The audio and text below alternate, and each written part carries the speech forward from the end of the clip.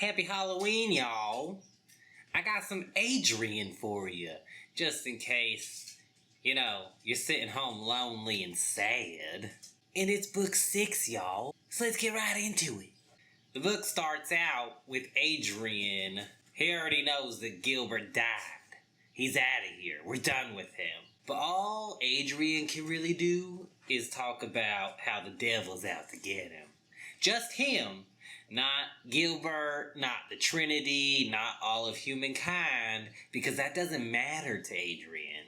Adrian matters to Adrian. So he's Slate, and he wakes up in the White Room, and there's 2 people at the table, and it's Gilbert and Gavin. And they really ain't saying too much, but Gilbert's like, "Hey Adrian, we're behind enemy lines now." So Adrian's like, "Hell yeah, Gilbert," and starts writing in his journal about, talking mad trash to the devil, as if the devil's reading Adrian's journal. And like I said, ain't nobody really reading this journal. So he wakes up all jazzed up. He's fired up and ready to go. But just kidding. Actually, he's sad and he's got to mope around because Adrian's bipolar or something. I don't know. He's got a lot of big man feelings. But they got stuff to do today. They're going to those apartments that they was clearing out in the last book.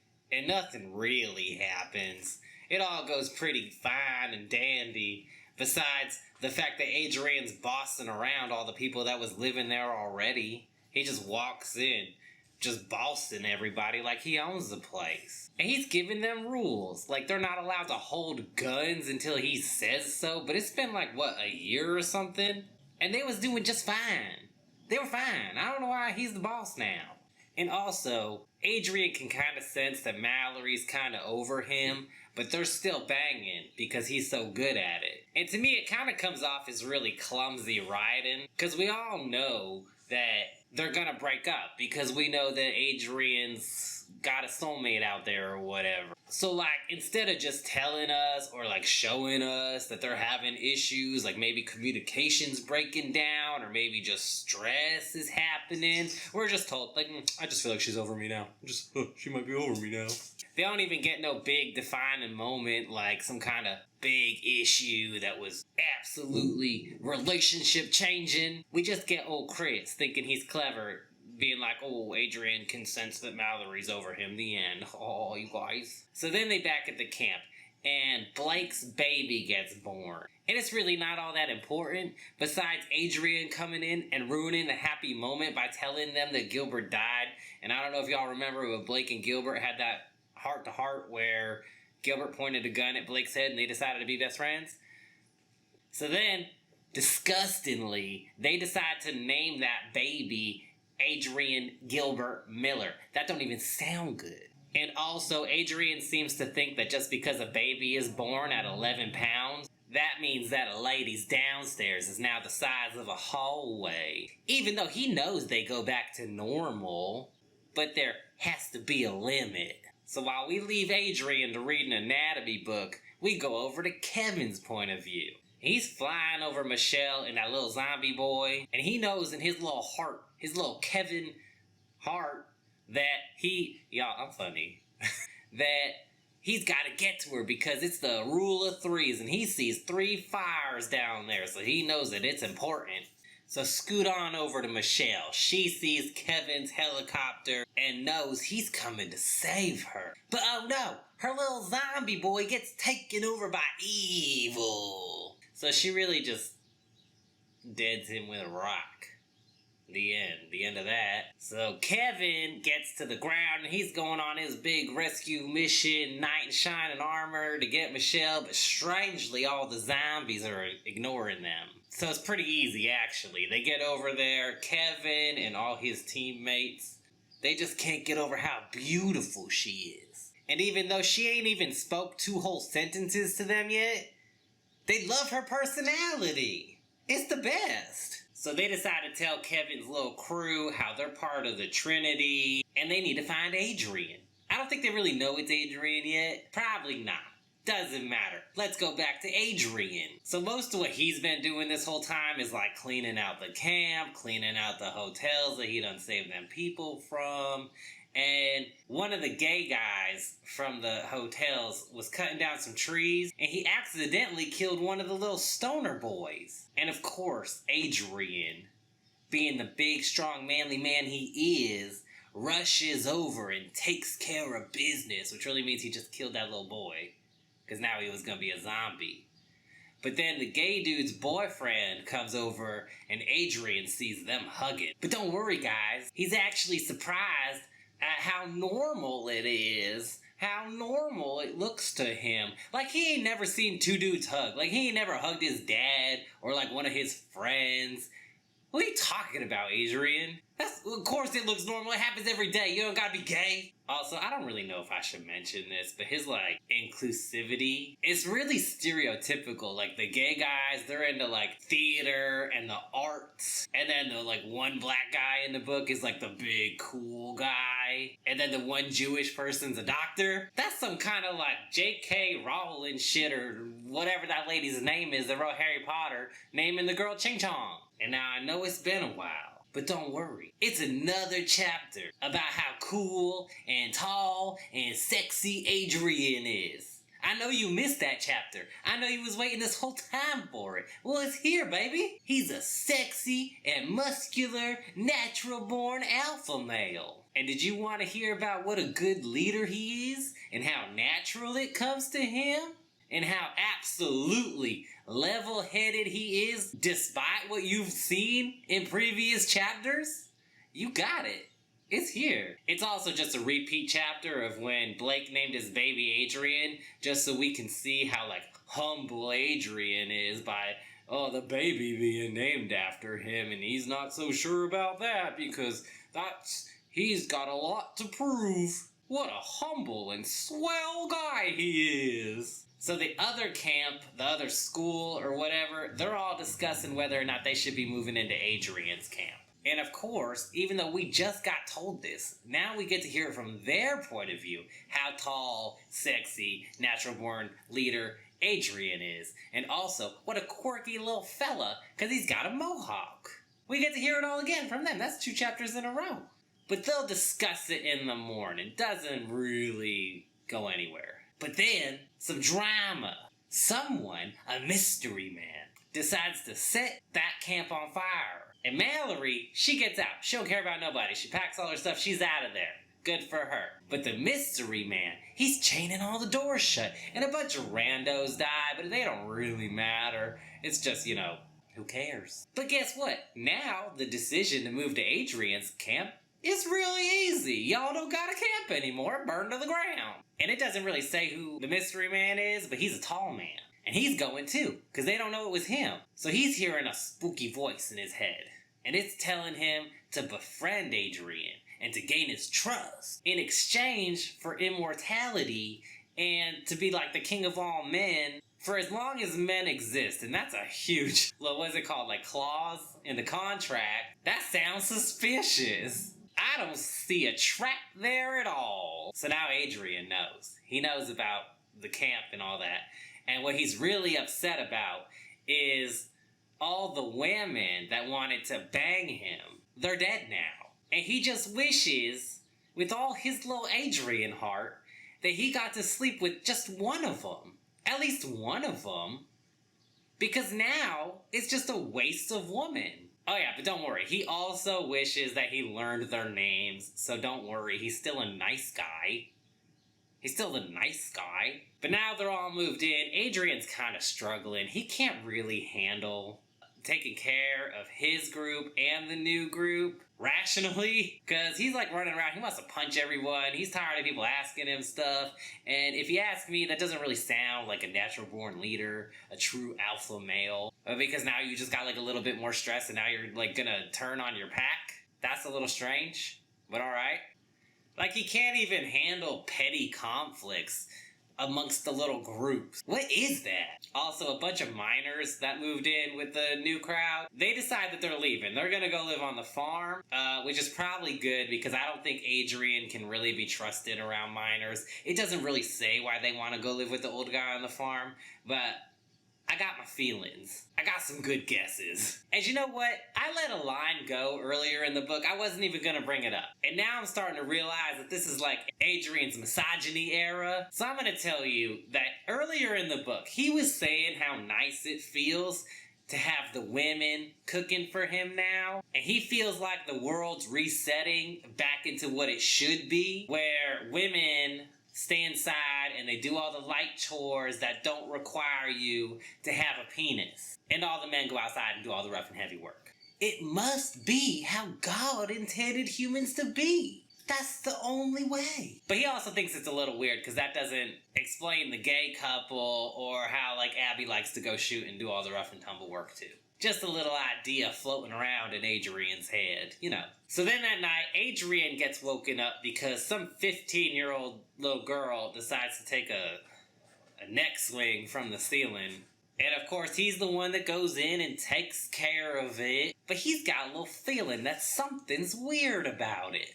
Especially because somebody set the other camp on fire and they don't know how that happened. Because in Philbrook land, it's way less common for a teenager to make a stupid decision than it is for an arsonist to switch over to being a stealth killer.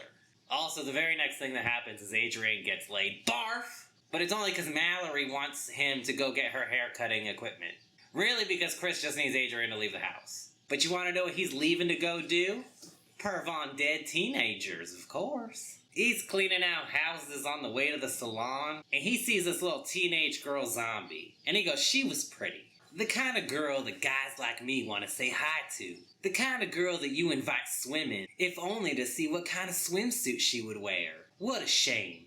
I wonder how many kids on this street had a crush on her. Just making sure that we know she's a kid and Adrian's having inappropriate thoughts about her. So back to the camp. Someone shot it up. Nothing really important happened, and to be honest, I kind of zoned out during this part. I was really bored. So if you're really curious, I always really suggest that y'all read this book, listen to the audio book. You know, it's a trip. It's a real trip. But also, if you're really, really curious, it's probably going to come back up because Philbrook loves to rewrite chapters just over and over and over again. So if it's really important, or if someone really important died, we're going to hear about it again. Probably from their point of view. So we can hear about how sexy and tall Adrian is. And they end up taking over this tower. I think it's like a police tower or something. I was still kind of zoned out here. So now they're moving camps around again because Adrian can't handle it. And Mike, the guy who ran the other camp who set up all the babes for Adrian, he wants to move to the tower. But he's got a secret reason for it. And it's so that he can be with his new girlfriend, Patty. Dun, dun, dun. And Abby's pissed. Shoots over to Adrian's sister's point of view, which we ain't never even heard from her before. And oddly enough, starts out with her thinking about all the times Adrian banged Cassie on their couch. Really strange. That's a real strange thing to be thinking about. But I guess Chris just has to let us know that Adrian fucks. She also goes on about how funny and clever Adrian is because he calls diarrhea the ninja shits and he's quirky little guy. Tall guy. And honestly, I'm really getting over all the little Adrianisms. I'm so tired of it. And this book is just so full of them. And the last thing I want to read is that everybody thinks that he's some comedy god because of his millennial I can has cheeseburgers humor. I hate it. We also bring back the negging from the first book where if you see any other man that's not Adrian, you gotta bring him down a little bit. So Rebecca, Adrian's sister, she bumps into some guy who I swore was gonna be Adrian. Because the first thing that happens is we start going in about how tall he is, how massively huge this man is. But oh no, it's not Adrian. And she knows that because he's not as muscular and built as the ring men are. But he asks her if she got a brother named Adrian. And she's like, yeah, of course I do. And he's like, wow, crazy, you look just like him. I don't know if that's a compliment. So she asks him about Cassie. She finds out Cassie dead and starts going on about how sad it is because she loved Cassie and she was such a great person, which is really weird to say because Cassie hasn't developed a personality yet. Also, Rebecca's boyfriend, who's been here like with her through the whole thing, he dies like just then. Gets bit by a zombie, but it doesn't really matter. Nobody really cares because we're talking about Adrian. Oh yeah, and also Adrian's brother, Caleb, and his wife and his son are there, so we're headed for like a ring family reunion. And them girls, the wife and the sister, they get into some trouble. I think they was like locked in a car with some zombies attacking them or something, but don't worry, two bad men save them. And you know they're bad, because they got southern accents and wear baseball caps. And they're also perverts, because one of them says that he wants Rebecca for himself, because she ain't a mom yet, which means she's still tight. Further proving that Chris don't know how women's bodies work. And you could argue that he's only right in this because they're bad guys, so they're probably stupid guys. But his little badass baby said almost the same thing a couple chapters ago. So we know that this is Chris Philbrook's real feelings. But whatever. Over to Abby. We get to hear how brave and special Adrian is. Again! And I have a feeling, I don't really know, I don't be reading a lot of books, but I have a feeling that in most books, you kind of get to make up your own opinion about the main character. You don't just get it like shoved down your throat a million times every book, how you should be feeling about this character. But I guess Abby's like in the area or whatever, so she finds Adrian's kin, and she calls him out. She's like, Adrian, you gotta see this, you gotta come out. So he does, and there's the huge ring family reunion, and for some reason Abby's crying too, even though she don't even know these people. Also, when Adrian's running out to see his family, I am not joking, this is written in the book. It says, his long and powerful legs propelled him forward. Like, really? Did they? Did that happen? So their little group's like taking over a clinic or something now. I know, it just jumped, but, you know. Nothing else is important. And that little group from before, them little bad guys, Adrian's like taken to calling them the outsiders. And he's always kind of just waiting for them to make the first move just so that he can kill them, which doesn't really sound like a good person to me. If you're just waiting around for someone to mess up so you can kill them. Then Adrian goes home so that he can trash talk Patty because she's with Mike now. And he doesn't think that she went about it the right way. He would have done a way better job because he's Adrian. He also has this weird idea that Abby's mad about it because she's jealous of her mom because her mom's in love now, but Abby's still grieving her dead boyfriend. But it's not fair that Abby's mom gets to be happy with a man and Abby doesn't. So she's jealous. So now Adrian and his little group got to go clear out Gilbert's warehouse because he left a note for them that said he had a warehouse because he had a store and it's got all this stuff in it and they need to go get it. So that's what they're going to do.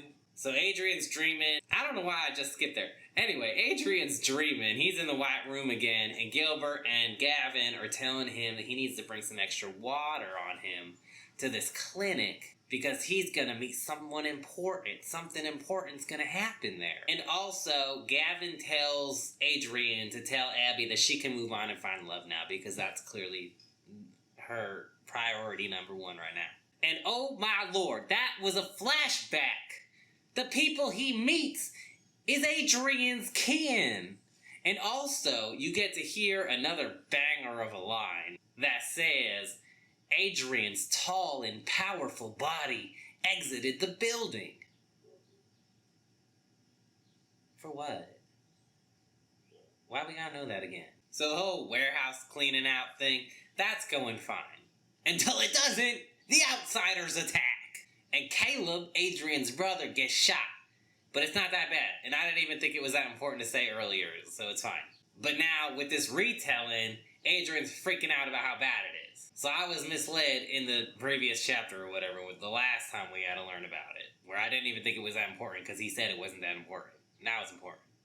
Changed his feelings. But don't worry, Adrian's gonna donate some blood to him because all the Ring family is type O negative. So they're all universal donors. Of course, they're all special little snowflakes. And I ain't never said that I was an educated clown. But if you into all that blood stuff, can you go ahead and let me know how likely that is? That the whole family is O negative? Can someone help me out? Thanks. Also, Adrian decides to mention how he feels bad for Mallory now because his kin's back, and now he's spending all his time with them, and he's not spending every day banging her down, so she probably feels bad. Poor Mallory. They also decide that they gotta go back to the warehouse, because they didn't get everything before. But Adrian knows that the outsiders are gonna attack, which he doesn't really know why, because every time they attack, they keep losing, so it's not really going well for them. But also, last time they shot Caleb, so that means they almost won, I guess. Because Adrian would have gone batshit crazy if they killed his brother. Even though he's done almost nothing for 5 books to make sure that his brother was fine or survived any of the apocalypse, besides going to his house to check if he was there, seeing a puddle of blood on the floor, and then deciding, yeah, it's not worth my time. So now, for some reason, Adrian is describing himself. He's got tattoos, a mohawk. He's a little sketchy looking and totally badass. I don't remember why he was doing that. But now it's his birthday, and he can't remember if he's 35 or 36, and I think he's 36, because I think when I was rereading the books and I found out that he was actually 35, and that was a huge age difference between him and Abby, I was a little freaked out, so he's probably 36 now. But also, that's just your little reminder that he's way too old to be perving on these little kids. Also, I don't know, I think he's like lamenting or something about his life. And he brings up the fact that his older brother, Tom, was gay, but they hid it from his dad. Because the whole don't ask, don't tell, and they're all army boys, and I don't know. He was the most badass Navy SEAL that Adrian had ever met. But it also means, Adrian says this, that him and his siblings now have a pass to use the F slur. Because their brother's gay. And also, Adrian kind of resents that they threw him like a little birthday party because it's just reminding him that he's another year older and probably that he's like way further than in age than these children. And he doesn't want to be reminded of that. Also, right after that, he talks about how much he likes watching kids. Granted, it's in the context of like them running and playing, but he has way too long of a history of inappropriate thoughts about children for me to let that go.